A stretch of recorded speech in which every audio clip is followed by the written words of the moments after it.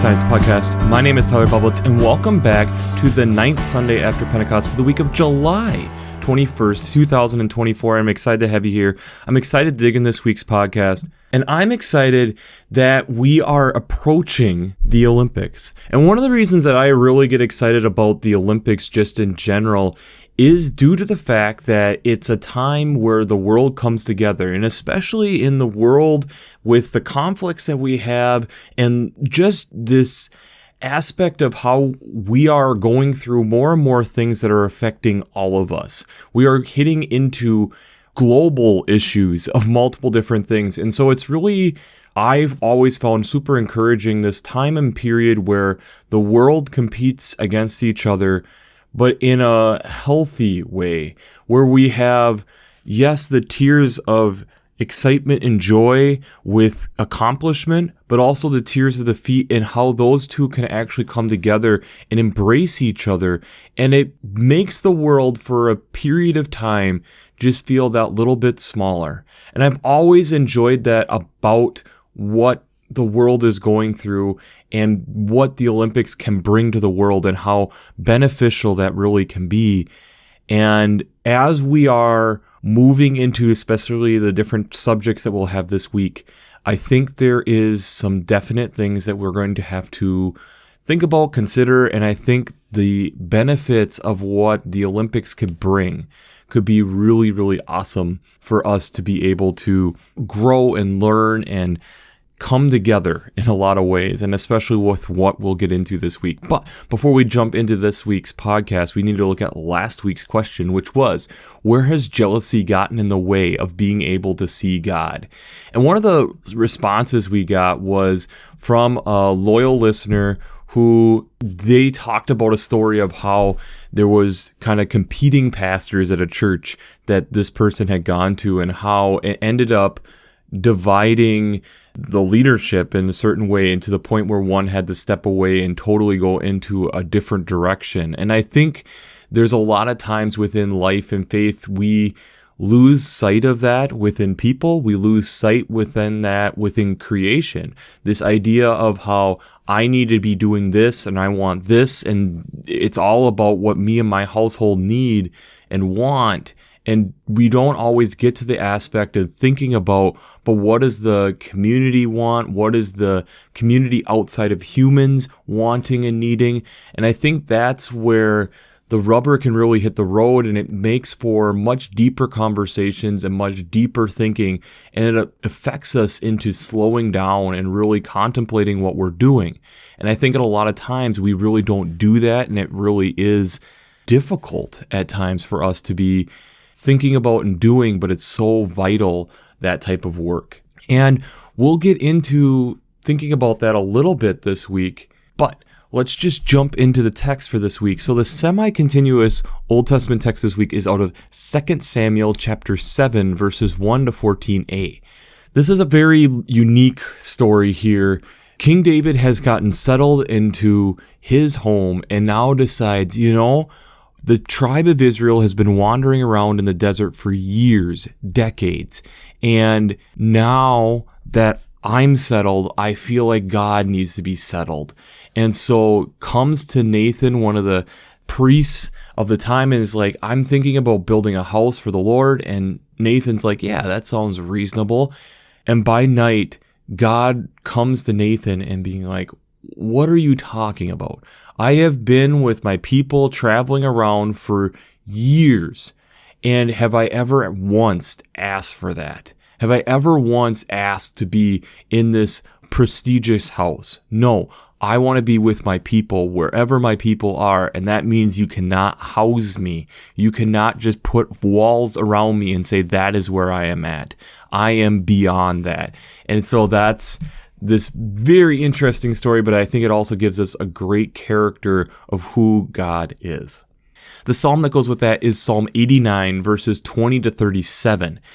This is a psalm going through on how God is so faithful to David, but also the people of Israel, and how, yes, I have anointed different leaders. I have continued to show my steadfast love and pouring out love for them and making sure that I am with them and establishing this relationship with them. And realizing when they violate that I'm still going to be pursuing them, even though I am still upset, and it's going to mean that there's going to be more harm that comes because they are not following in the way of what our relationship should be. Having that close relationship, I help protect them. The further that they get in that relationship, the harder it is for me to fully protect, but I still am there and wanting to be a part. It's this aspect of how God really wants to be so close to us. The other Old Testament text this week that you can go with is Jeremiah chapter 23, the first 6 verses of it. This is what will lead into the 23rd Psalm, but it's this idea of how God is not wanting this divide. He doesn't want somebody to be scattering his sheep. He wants to be gathering his sheep together. He wants to be bringing them and letting them be fruitful and multiply. He wants to rise up shepherds and leaders to be able to make sure that they are bountiful, that they are blessed because of the relationship that they have. That I have risen up the righteous branch. And this is where we get into some of that Christmas stuff we hear. In the days of Judah will be saved out of the root of Jesse type of ideas here. But essentially that God has put forth this living growth here to make sure that the line of what God is pursuing, this faithful line, is going to be there. But additionally, it's the aspect of bringing the people back together, bringing all of them together, that they will be together. Psalm goes with that as arguably the most familiar psalm in the whole book, Psalm 23, all 6 verses of it. Again, this idea of the shepherd who understands directly what the sheep are needing, what the sheep are wanting, food, water, and even when we get scared, that the shepherd is there. And in doing that, it's going to help us pursue and be in the presence at times of difficult things for us. And yet God's blessing continues to be pouring out of us. The epistle text this week, or New Testament reading, is from Ephesians chapter 2, verses 11 to 22. This text then goes through how the people have at times divided themselves from the circumcision to the uncircumcised, and how with doing this, Paul is writing and stating, Christ came to finish this division. Christ came to bring all of this back together, to establish ordinances and commandments and give a path that we all are going toward, that we aren't looking at each other as strangers and aliens, as it's coming from verse 19, but we are citizens and saints of the same members of the household of God, that we are all united together as a full community, that we are all part of this amazing thing of faith. The gospel text this week is out of Mark chapter 6, verses 30 to 34 and 53 through 56. So Jesus has kind of gone through, has been doing some teaching, and he's taking his disciples away to rest for a while. But as this is happening, crowds are seeing this and they're gathering on the shore and wanting to be taught. And even as they crossed over to a new land, the people are there, they recognize him, and Jesus goes back to work, healing people, teaching people, helping them as they go through their different difficulties that they've had and the healings. So this idea of how Jesus continues to bring this flock together, it's the pursuing this desire to be around Jesus. So, before we jump into how faith and science come together this week, we have to do our shameless plugs for Working Preacher. If you haven't checked out Working Preacher, I'd highly recommend it. Between their Sermon Brainwaves podcasts, their commentaries, their discussions, since I'm not an ordained minister, I use them on a weekly basis to help give me some ideas, direction, ways to look and pursue this. So, if you haven't checked out workingpreacher.org, I'd highly recommend it. I'd also highly recommend checking out the Revised Common Lectionary coming from Vanderbilt's Divinity Library. I really enjoy how they lay out the prayers, hymns, liturgical texts, colors, daily devotions, art. There's a lot of great resources over there. I really enjoy how they lay out the text week to week. So if you haven't checked out the Revised Common Lectionary coming from Vanderbilt's Divinity Library, I'd highly recommend it. I'd also highly recommend checking out the Green Blades Preaching Roundtable and the Green Blades Rising publication. This is either a weekly reflection or a monthly newsletter brought right to your inbox week after week, going through ecological echoes, implications, and urgencies, along with different events that are going on, typically more in the upper Midwest of the United States. But if you're around the world, it's also kind of fun to see what's going on. But I would say check out these different reflections that are coming out weekly to tie into the lectionary each week. I have found them extremely helpful, and if you enjoy listening to this podcast for a half an hour each week, I think you're going to enjoy looking over and reading some of those. So if you haven't checked out the Green Blades Preaching Roundtable and the Green Blades Rising publications, those will be down in the show notes, linked below, the first link in the show notes. The desire to be around Jesus is palpable.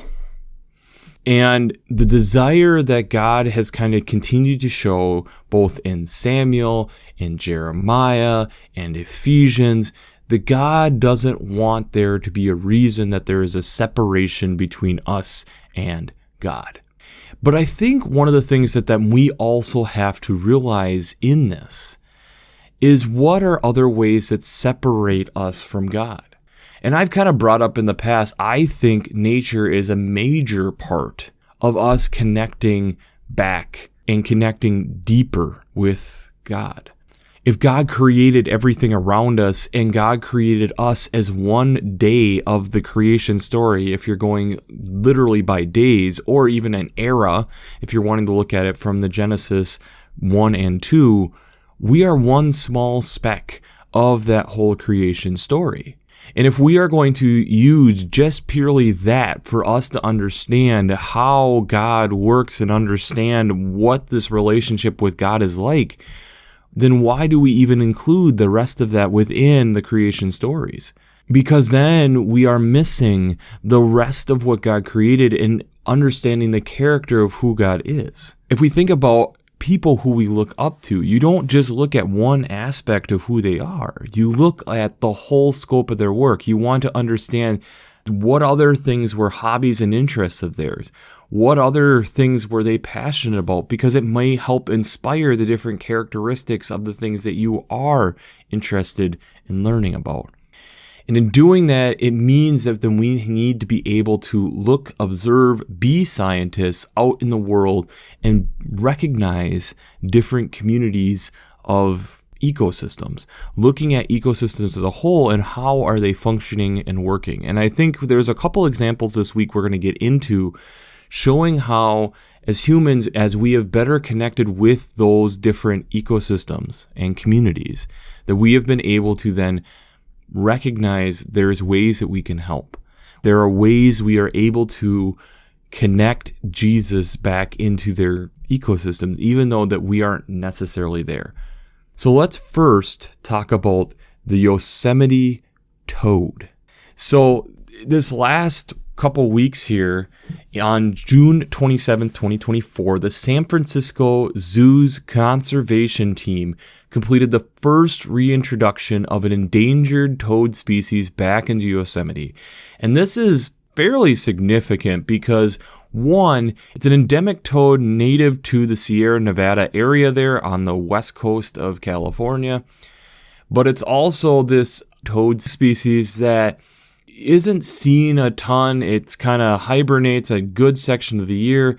And there was a 50% population decline after the rim fire of 2013. And there has been decades that this Yosemite toad hasn't been seen in the meadow, which is this main area within Yosemite. It's been decades since they've been there, and they figured this was a good place to do reintroduction. They've microchipped these frogs as they've brought them back into the ecosystem, and they play this really interesting vital role. Based on the fact that they are a higher elevation toad than most, they provide food for some other frogs, snakes, or bird species. Meanwhile, that they're eating different insects, crickets, different things that are around mosquitoes, but this is then a key cog within their whole environmental ecosystem that they have there, that this is a way for them to be able to make severe impact in the ecosystem directly just by being reintroduced, eating flies, worms, spiders, these different key elements to being part of the ecosystem and food cycle within these higher elevations in particular. And so this is a beginning of a 5-year plan to be reintroducing this being the first time that a zoo has reintroduced an amphibian like this back into the wild. They're super excited about it. And I think it's a project that's worth tracking. It's reinvigorating the ecosystem there by bringing back a key cog within the food cycle. And I think that's an important aspect of this story. Another one that we can get into is talking about honey creepers, specifically Hawaii's endemic honey creepers. Now, honey creepers are a bird species, and Hawaii used to have upwards to 50 species of honey creepers. And how they predict that honey creepers got there was a single rosefinch species arrived, probably due to a wind pushing them to these islands. And over time, based on the fact that there wasn't a ton of predation, there was a lot of different evolution within these honey creepers, to the point that at its peak, Hawaii had 50 species of honey creepers. Today, due to various different reasons, population coming in, taking of habitat, due to changing climate, due to people coming in originally from Polynesia, but then also as white settlers came in, introducing new species of like rats and mongooses, honey creepers population of species has gone from 50 down to 17. And there's a lot of these that are critically endangered. And one of the biggest problems that they are currently running into is that mosquitoes carrying malaria have come in, and there's no natural defenses for any of these honey creepers.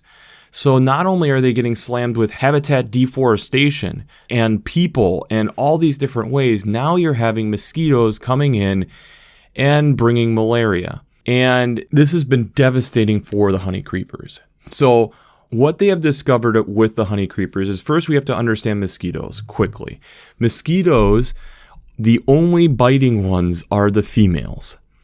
And what they have discovered is that there's a bacteria in the gut of mosquitoes that carry malaria, avian malaria, called Wolbachia.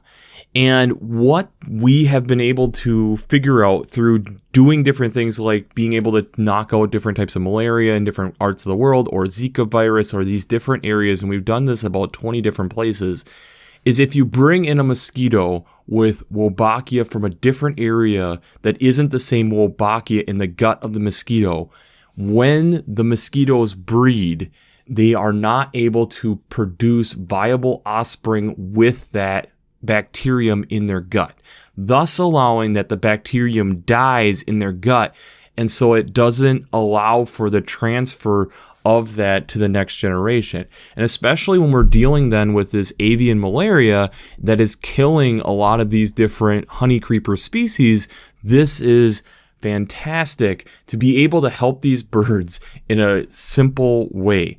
So currently what is happening on a weekly basis, the conservation organizations over there are distributing 250,000 mosquitoes a week, specifically into different areas to really make sure that these are doing well, specifically targeting for the scarlet honey creeper. And I'm not going to try to pronounce the Hawaiian name for these honey creepers that have a 90% chance of dying when bitten by infected mosquito. And it's been one of the things that they've been trying to do all this habitat work to be able to make sure that they have these habitats for these birds.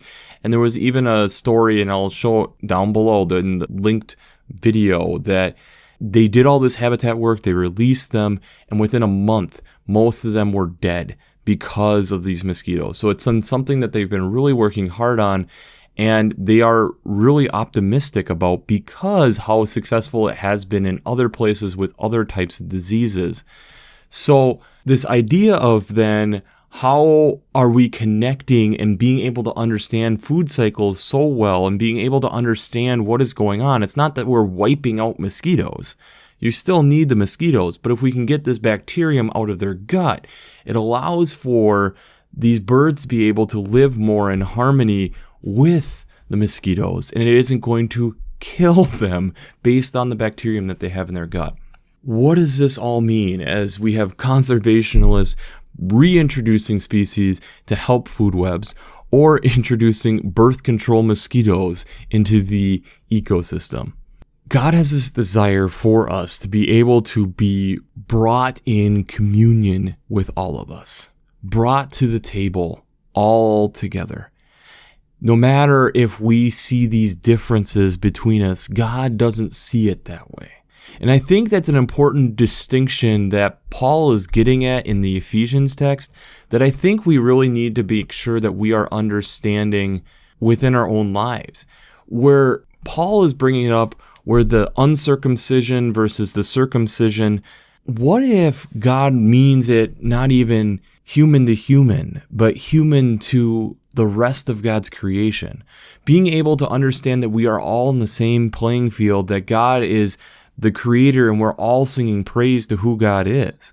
And so thus, when we are seeing things that are hurting, things that are suffering, that we go in and try to figure out ways to help in that. Because that is part of our faith. That is part of us being the gardener. This is part of us recognizing that God wants to be around us all the time, out in amongst the world, not just directly in a house per se, not just in our churches per se. God is out in amongst us all the time in the world, so thus we need to be seeing it that way.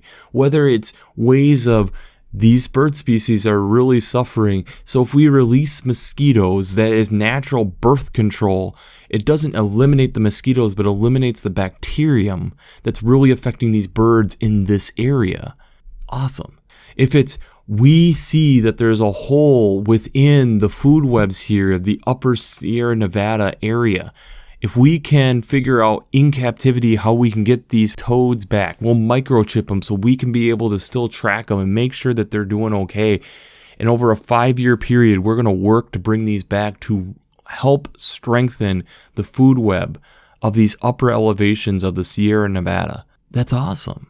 I think there's a lot of times within our own faith and life, we much rather see divides than ways to come together. And I'm not going to try getting into politics right now, but I think especially within the world in which we're in, where we have watched elections around the world, and in the United States where I'm at, we're preparing for our big election. It's really easy to see these divisions. It's really easy to say, but they're part of this and I'm part of this.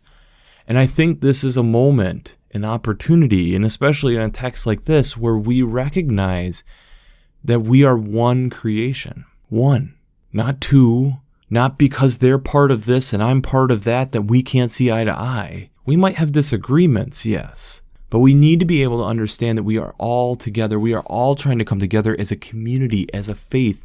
I think that's something that we really need to work on and understand. I think there's a lot of growth that can happen because of us working together, recognizing that we are so much stronger together than we are apart. David tried putting God into a box, and God's like, no, I'm not in a box. I'm much greater than that, and I want to be in and amongst you all the time.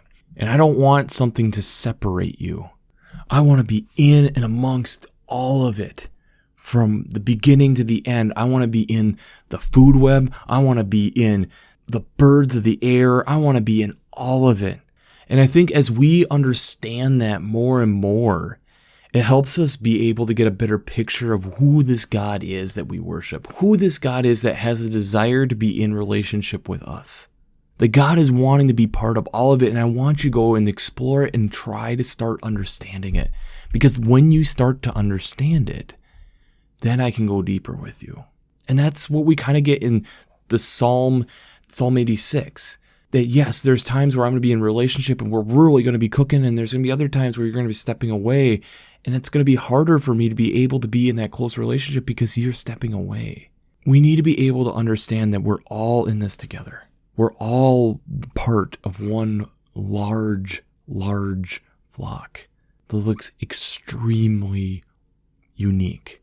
And that's the way that God enjoys it. That's the way that God designed it. That's the way that God is excited about it, is that look at this amazing flock that's so different from the way they look, from the way they walk, to the way they fly.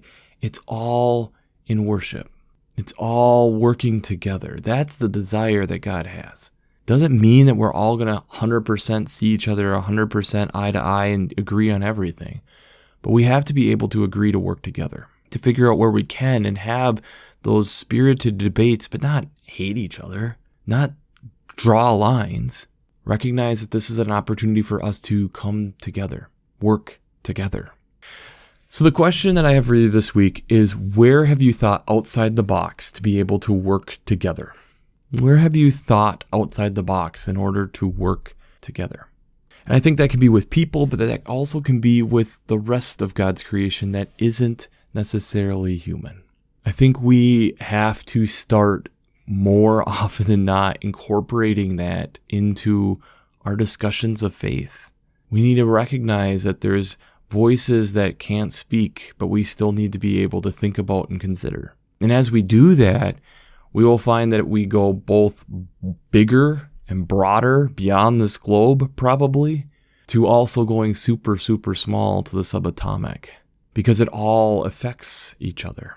God wants to be in and amongst us all around, wants to be in all of our stuff. God wants this united flock. God doesn't want us to be drawing lines and making it so it's super individualized. We have this party over here and this party over here, and these types of people here and these types of people here, and people over here and the rest of my creation here.